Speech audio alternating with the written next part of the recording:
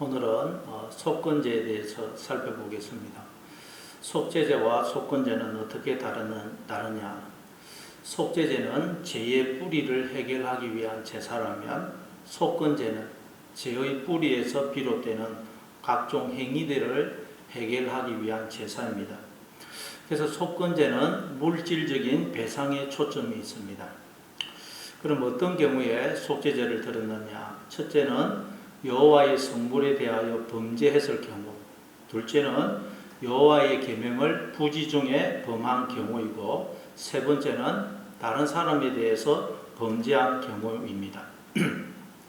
먼저 여호와의 성물에 대해서 범죄한 경우에 대해서 살펴보겠습니다. 레위기 5장 14절부터 16절에 보면 여호와께서 모세에게 말씀하여 이르시되 누구든지 여호와의 성물에 대하여 부지중에 범죄하였으면 여호와께 속건제를 드리되 내가 지정한 가치를 따라 성소의 세겔로 몇 세겔 은에 상당한 흠없는 수양을 양떼 중에서 끌어다가 속건제로 드려서 성물에 대한 잘못을 보상하되 그것의 5분의 1을 더하여 제사장에게 줄 것이요 제사장은 그 속건제의 수양으로 그를 위하여 속죄한즉 그가 사함을 받으리라. 여기 보면 여호와의 성물에 대해서 부지중에 범죄했을 경우 여호와께 속건제를 드리라고 말씀합니다. 여호와의 성물이란 여호와의 소유를 말합니다. 따라서 여호와의 소유를 훼손했을 경우 하나님께 배상을 하라는 것입니다. 예를 들어 제물이나 11조, 첫 열매 등은 하나님께 드려야 할 성물입니다. 이것들을 온전히 드리지 않았을 경우가 이에 해당됩니다. 또한 제사를 드릴 때 제사장의 몫으로 주어지는 부분도 성물인데 그걸 주지 않았을 때, 그리고 성전의 기물을 훼손했을 경우에도 이에 해당됩니다. 그러니까 무지로 또는 잘 몰라서 여호와의 소유를 침범했는데 그걸 알게 되었을 때는 반드시 여호와께 속건제를 드려야 됩니다. 성소의 세겔대로 몇 세겔 은에 상당한 흠없는 수양을 제물로 드려야 됩니다. 그리고 훼손한 성물은 그대로 갚아야 되고 거기다가 5분의 1을 벌금으로 내야 됩니다. 그러니까 내야 될 것은 지금 내는 것이 낫다는 것입니다. 하나님께 바쳐야 할 것을 안 바치고 있으면 반드시 나중에 벌금을 물게 되어 있다는 것입니다.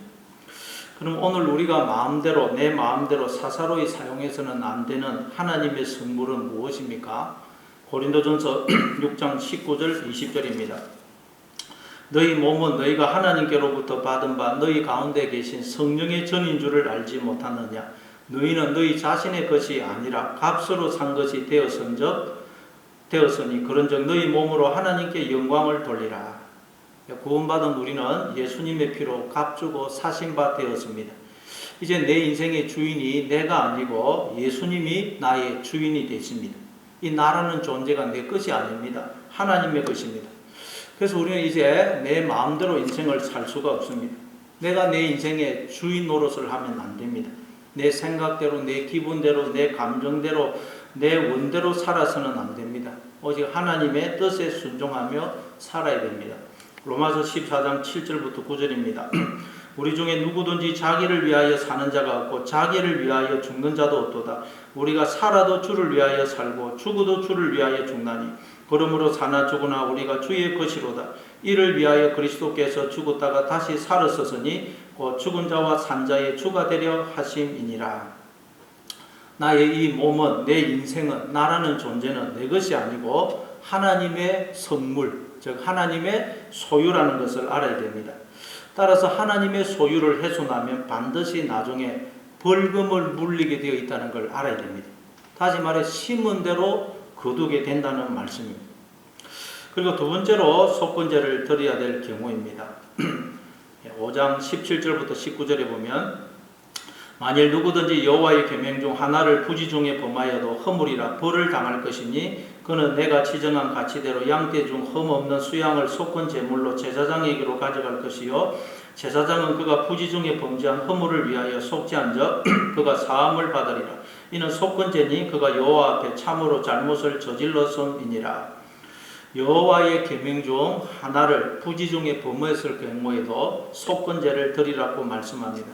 레위기 4장에 보면 여호와의 계명 중 하나라도 부지중에 범했을 경우에 속죄제를 드리라고 말씀합니다. 그런데 오늘 본문에 보면 또 여호와의 계명 중 부지중에 하나를 범했을 경우 속건제를 드리라고 그래요. 그러니까 오늘 본문에 나오는 이것은 여호와의 계명 중 하나를 어김으로 하나님의 어떤 가치를 훼손한 걸 말해요. 계명을 어김으로 하나님의 가치, 하나님의 소유의 가치를 훼손한 것을 말합니다.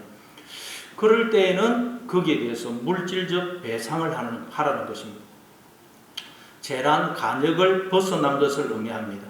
즉 우리 인간이 하나님을 벗어나 있는 상태가 죄입니다. 그 죄를 해결하기 위한 제사가 속죄제라면 그 간역을 벗어나 있음으로 인해 여호와의 가치를 손상시키는 여러 가지 행위들을 해결하는 제사가 속건제입니다. 그때는 반드시 물질적인 배상을 해야 됩니다. 심지어 하나님께도 물질적인 배상을 해야 됩니다. 그렇게 함으로써 죄의 행위들을 억제시키는 효과가 있는 것입니다. 우리가 각종 법규를 어기면 벌금을 내야 됩니다. 그렇게 해서 교통법규를 비롯한 여러 가지 법을 지키도록 하는 것입니다. 법을 어기는 것을 억제하는 것입니다. 속건제도 마찬가지입니다. 물질적인 배상을 하게 함으로써 죄의 행위들을 억제하는 것입니다. 그렇게 해서 우리가 살아가는 이 공동체 속에 하나님의 정의와 공의가 흐르도록 하는 것입니다. 그래서 속죄제는 본인의 형편에 따라서 제물이 달랐습니다. 수소를 드리고 수양을 드리고 다 이렇게 달랐는데 이 속건제의 경우에는 누구든지 수양을 제물로 드려야 됩니다. 즉 비싼 대가를 지불하는 것입니다. 다시 말해 우리의 인생은 반드시 심은 대로 거둔다는 것입니다. 선택은 내가 했지만 선택을 내가 했다면 그 결과도 내가 책임져야 된다는 말씀입니다. 이걸 기억하게 하는 것이 속건제입니다. 솔로몬은 하나님께서 내가 내게 무엇을 줄고 하고 물으셨을 때 선택을 바로 할 수 있는 지혜를 주십시오 하고 간구했습니다. 그 유일한 기회, 절호의 찬스에 자신의 욕망을 채우기 위한 것을 요구하지 않았습니다. 하나님의 말씀을 요구했습니다. 지혜를 요구했습니다. 하나님이 주신 계명은 우리가 인생을 살아갈 때 생명을 선택하고 거룩을 선택하고 복을 선택할 수 있도록 바른 선택을 할 수 있도록 주신 지혜의 말씀입니다. 디모데후서 3장 16절 17절입니다. 모든 성경은 하나님의 감동으로 된 것으로 교훈과 책망과 바르게 함과 의로 교육하기에 유익하니 이는 하나님의 사람으로 온전하게 하며 모든 선한 일을 행할 능력을 갖추게 하려 함이라. 하나님의 말씀을 따라 살 때, 하나님의 다스림을 받을 때 우리는 하나님의 사람으로 온전하게 행할 수가 있습니다. 흔히 성경을 가리켜서 캐논이라고 부릅니다. 이 캐논이라는 말은 자라는 뜻입니다. 자. 그러니까 여러분 하나님의 말씀을 가지고 우리는 나의 삶을 재어보아야 됩니다. 하나님의 말씀의 다림줄로 내 삶을 청량을 해보아야 됩니다. 내 삶이 비뚤어지지는 않았는가? 생명의 길, 복된 길, 진리의 길에서 벗어나지는 않았는가? 하나님의 말씀으로 할 것과 하지 말아야 할 것, 버려야 될 것과 취해야 될 것을 비추어 보아야 됩니다. 그래서 만약 내 삶이 하나님의 말씀에서 벗어나 있다면, 그래서 내가 지금 벌금을 내는 삶을 살고 있다면 철저하게 회개하고 돌이켜야 됩니다. 이게 속건제에 담긴 영적인 교훈입니다. 근데 여러분 하나님의 소유 중에서 가장 중요한 소유가 뭐죠? 바로 우리 인간입니다. 우리 인간은 하나님이 가장 중요하게 여기시는 소유입니다. 왜냐하면 인간은 하나님의 형상대로 지음받은 존재이기 때문입니다. 모든 인간은 하나님의 자녀입니다. 그래서 이제 레위기 6장 1절부터 7절까지에는 사람에 대해서 범죄했을 경우 속건제를 드리라고 말씀합니다. 사람에 대해서 범죄했을 경우에는 어떤 것이 있을까요? 6장 1절부터 3절에 보면 여호와께서 모세에게 말씀하여 이르시되 누구든지 여호와께 신실하지 못하여 범죄하되 곧 이웃이 맡긴 물건이나 전당물을 속이거나 도둑질하거나 착취하고도 사실을 부인하거나 남의 잃은 물건을 죽고도 사실을 부인하여 거짓 맹세하는 등 사람이 이 모든 일 중의 하나라도 행하여 범죄하였으면 여기 보면 다른 사람에 대해서 지은 죄를 5가지로 말씀하면서 여호와 앞에 신실하지 못해서 짓는 죄라고 말씀합니다. 그러니까 우리가 짓는 죄는 다 하나님 앞에서 신실하지 못하기 때문에 짓게 되는 것이라는 말씀입니다. 우리가 하나님 앞에서 신실하다면, 즉 내가 하나님 앞에 서 있다라는 하나님의 임재의식을 가지고 산다면 우리는 다른 사람에게 죄를 지을 수가 없습니다. 잠언 3장 7절에 보면 스스로 지혜롭게 여기지 말지어다 여호와를 경외하며 악을 떠날지어다 라고 말씀합니다. 우리가 어떻게 하면 악을 떠날 수 있습니까? 여호와를 경외할 때 악을 떠날 수 있습니다. 여호와를 경외한다는 말은 하나님이 어떤 분이신지를 알아서 범사에 그를 인정하고 하나님을 하나님으로 대우하는 것을 말합니다. 그때 우리는 비로소 악에서 떠날 수 있습니다. 요셉은 보디발의 아내가 유혹할 때 내가 어찌 이 큰 악을 행하여 여호와 앞에 득죄하리까 하면서 하나님을 경외함으로 내가 하나님 앞에 서 있다 하는 것을 기억함으로써 죄의 유혹을 이길 수 있었습니다. 이게 바로 속건제에 담긴 의미입니다. 그럼 속건제를 드려야 될 5가지의 죄, 즉 이웃에게 범한 5가지의 죄는 무엇입니까? 첫째는 이웃으로부터 맡았거나 전당 잡은 물건을 돌려주지 않은 경우입니다. 옛날에는 은행이나 보험 제도가 없었기 때문에 장시간 출타 시에 자신의 기중품을 이웃에게 맡기는 경우가 있었습니다. 이때 맡은 자는 성실하게 책임을 감당해야 됩니다. 근데 맡은 자가 거짓말을 해가지고 나는 맡지 않았다고 하면 하나님 앞에 죄가 된다는 말씀입니다. 둘째는 이웃의 물건을 도둑질했을 경우입니다. 셋째는 이웃의 물건을 착취했을 경우입니다. 여기서 착취하다는 사기치다, 압제하다, 협박하다라는 뜻입니다. 그러니까 폭력이나 사기 등으로 이웃을 협박하여 그 이웃의 소유물을 빼앗는 것을 말합니다. 넷째는 남이 잃어버린 물건을 주고도 그 사실을 부인했을 경우입니다.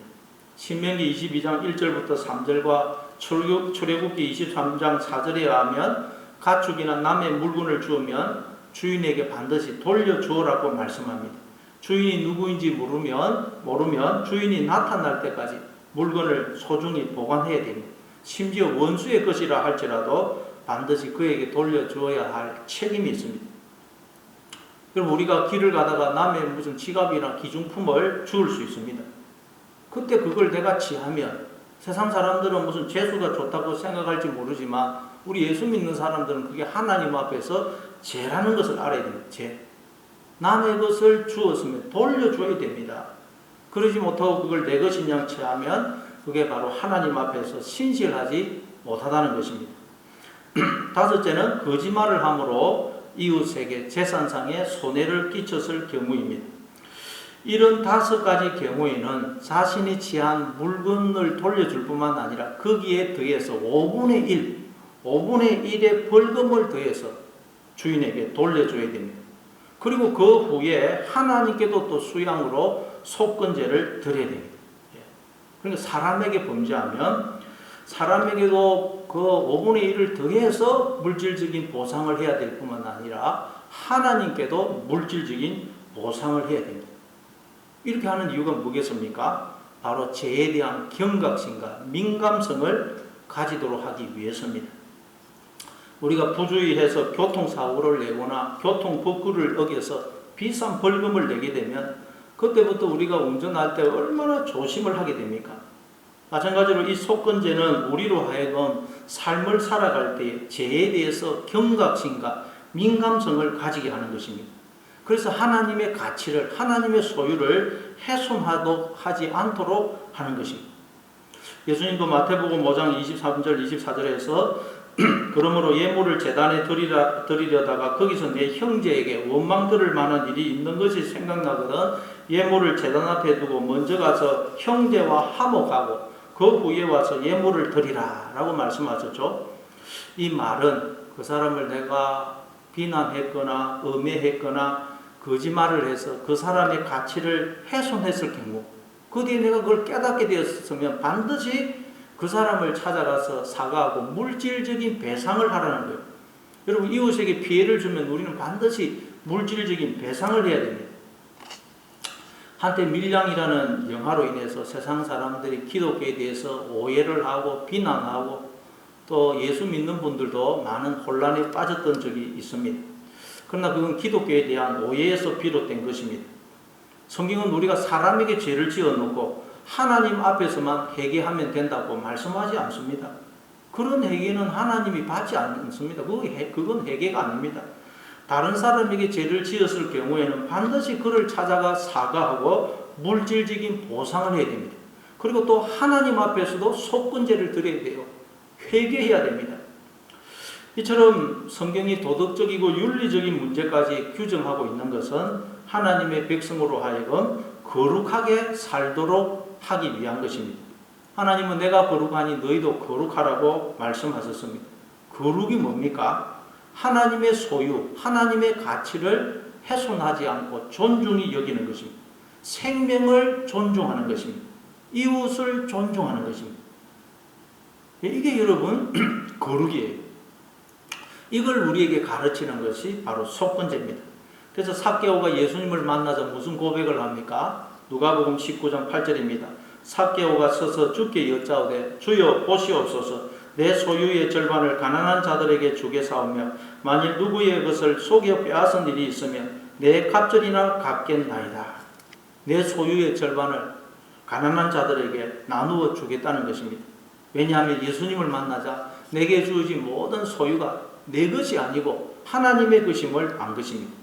뿐만 아니라 만일 누구의 것을 속여 빼앗은 일이 있으면 즉 속건제에 해당되는 죄를 지었으면 내 갑절이나 즉 4배로 갚겠습니다 라고 고백합니다. 예수님을 만나기 전에는 죄로 인식하지 못했던 것들을 이제 죄로 인식하게 된 것입니다. 다른 사람을 쉽게 비난하고 정죄하고 욕하고 음해했던 것들이 예수님을 만나자 하나님 앞에서 신실하지 못한 죄라는 것을 알게 된 것입니다.